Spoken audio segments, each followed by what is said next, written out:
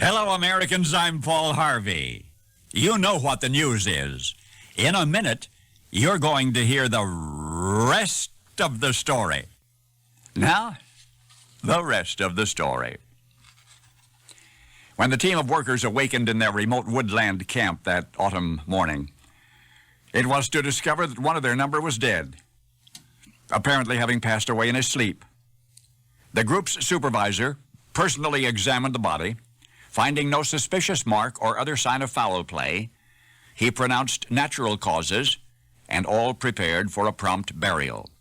The rest of the day proceeded normally, productively, and rather well considering the circumstances, with no one even mentioning the fallen comrade. Now I'm going to paint for you a moving picture, and you tell me what you see. It is the same day, and it is sundown.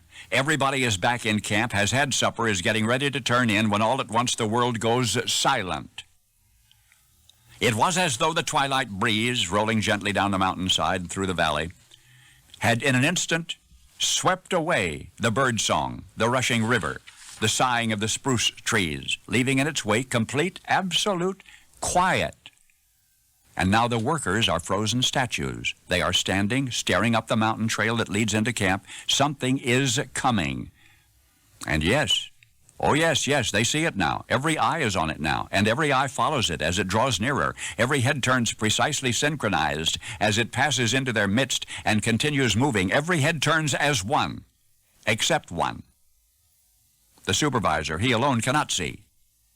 He sees the others watching dumbstruck, squinting, suddenly trembling. He peers into the dusk at the nothing that the others know is there. It, whatever it is still gliding among them without stopping, passing inexorably, irresistibly through the middle of the camp and on down the riverside trail. And it is gone now. And no sooner sound and motion return to the world. The birds, the river, the trees are alive again. The visitation took all of a minute, perhaps. At least that evening's visitation. For everything you've just experienced occurred the day following at sundown, and the sundown after that, and the sundown after that, 4 successive twilights. Whatever it was returned from the mountain and left by the riverside trail. And the workers who obviously saw it, whose turning heads and riveted eyes followed it, they would not tell the supervisor what they had seen. They never would tell. They never could tell, for the unseen was seen only by those who could never describe it. The ghost of a fallen comrade? I don't know. Maybe death itself came down the mountain road on that Alaskan wilderness in the early 20th century.